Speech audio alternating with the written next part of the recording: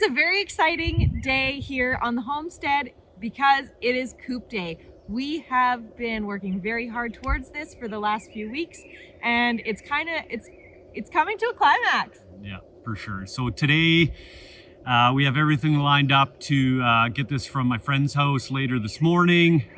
We decided to go the work smarter, not harder route. Yeah, so we did. Initially we talked about jacking the coop up and driving a trailer underneath. And then we started thinking about the time that it would take to do this. And once we factored in what our time was worth, and it was going to take, anywhere from a day to 2 days to do it, we thought about, hey, we know some people that have the right equipment to get this done for us. So we reached out to one of my friends, Dean, who has a picker truck, and we were able to make it work where he was going to come out and lift this thing for us later this morning. So kind of got up bright and early this morning, 7 o'clock, had a couple last minute things to do, and now we're just about ready here to get going. Yeah, we have a few last minute things to tie up, make sure we have all the tools that we require for this lift, and then we will be making our way over to our friend Kevin's house to pick up this absolutely gorgeous coop. I cannot wait to show you. I am going to take some really cool time-lapse video of this process. It's very cool if you've never seen a building be picked up by a picker truck. It is really a cool thing. So I'm going to share some of that footage with you. And other than that, once it's here, we got to get cracking on the rest of the run so that we can release the chickens. They are ready to get out of the brooder. I was joking with Kevin the other day that they look like they're ready to graduate from high school, so they gotta go. Yeah, there's some big chickens. There's some big chickens. So either way, today is a very exciting day. We're super pumped and we can't wait. Yeah, and then just one last thing to mention before we go is, one of the struggles that we did have with this process is the size of the chicken coop. So Kevin built a beautiful barn style coop for him and his family. The thing's about 14 feet tall, and we didn't take that into account before we purchased it. So with that being said, we had to jump through a few hoops to get this thing moving down the highway. So it's just below the limit of a high load permit that would have been required because it would have been too tight to the power line. So that limit was 17 feet 6 inches. And we came in at a loaded height, or what we calculated to be a loaded height, of 17 feet 3 inches, which we'll verify once we get it loaded at Kevin's place later this morning. Yeah. And that should be all good, and then we'll be able to get on the road. So that will be our last final check before we hit the highway over to our place, which is about a 15-kilometer distance between. It's not far. I am super nervous about this whole process. Like, we are cutting it close with the limiting. I know that, there is a fudge factor between the high load limit and the actual height of the power lines, but I am a nervous Nelly, to be totally honest. So I'm a little nervous about the drive, but I just can't wait to get it here. And one thing that we didn't mention actually is the cool thing with a picker truck is that when they pick up that building or whatever they're picking up, we can place it to where we want it within a couple of millimeters. So that's huge for us, because if we were to do the jack and block and unload from a trailer move, we would struggle immensely to get it placed where we wanted it. And we've already built part of the run where we want the chicken coop to sit tight. Yeah, pretty much made up to the one corner of the chicken run. So having the picker truck to drop it right into place is going to be a godsend. And then we'll just have to do a couple quick measurements to make sure that we're square to the chicken run. But it should go super smooth. Like I said, it's not my first time moving a building.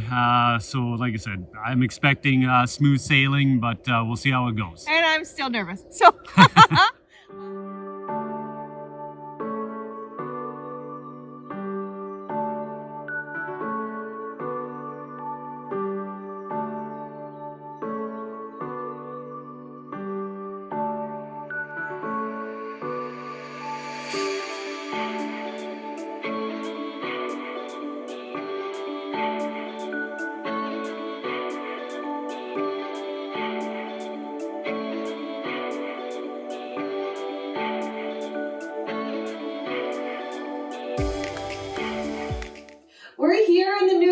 and it is so awesome. We are so fortunate.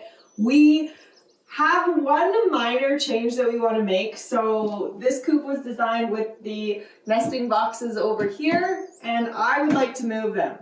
Yeah, so the plan for that is to move it on the wall over here. So in doing so, I'm looking, all it's going to take is a couple of screws to come out, and we'll be able to quickly take this prefabricated nesting box and quickly move it over there into the center of the room where Allie wants it.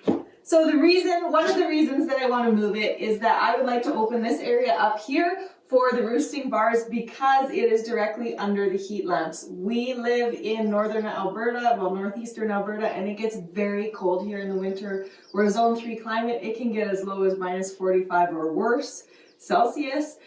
So having the heat lamps in the coop will help to keep the chickens safe from the elements in those really awful cold days. I can't wait to get my chickens in this coop. And out of the garage. And out of the garage. Reclaim our garage. Yes, we can.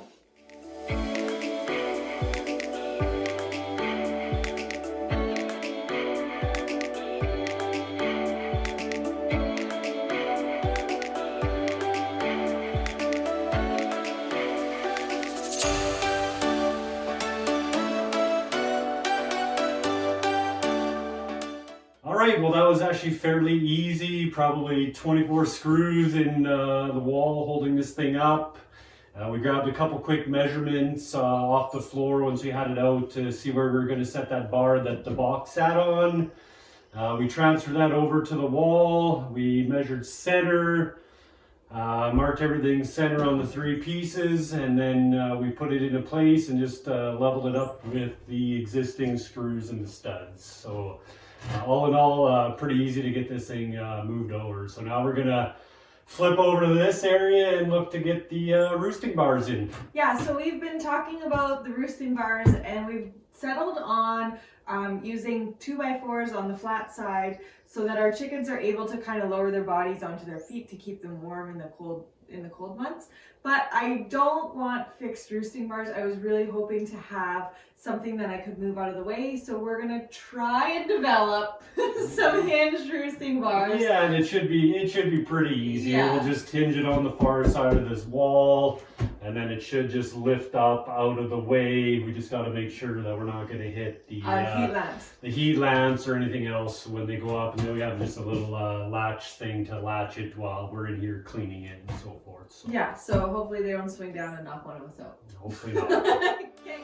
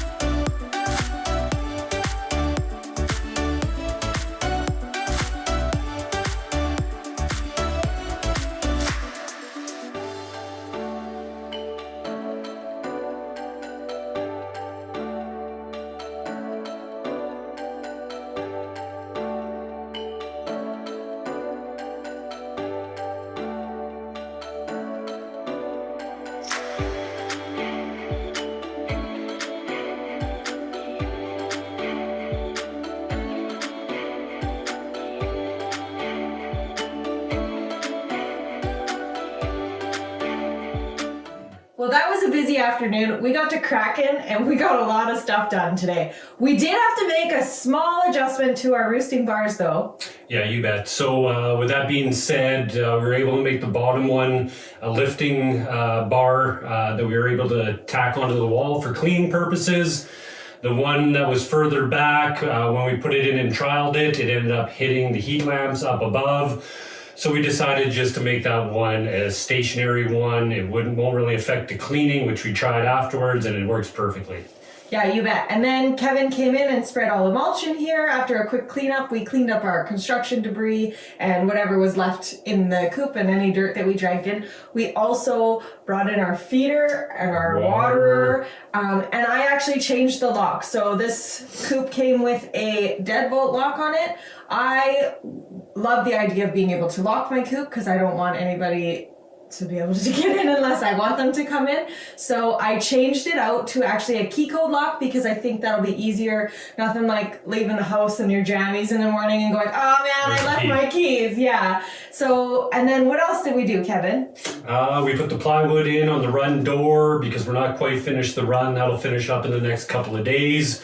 So we got them sealed up tight in here until probably another day or two to get the last section complete and the door put in and the last little bit of finishing touches, and by the weekend they should have full range of the run. Woo, that's awesome. So now we just have to run into the garage and scoop them out of the brooder and put them into a big box, I guess, to carry them over here. And that's just in time for the eggs in the incubator to hatch and go into our brooder. I'm sorry, I should not be left unsupervised. So, Anywho, we're gonna get those happy birds in here. They're gonna love having all this space. yeah. Looking forward to seeing how they react and kind of feel their way around it. So it should be exciting to see that happen. Yeah, I'm pretty sure Kevin will be out here later tonight looking in the window checking on the chickens. But yeah, that's it. So let's go get these chickens. Let's get it.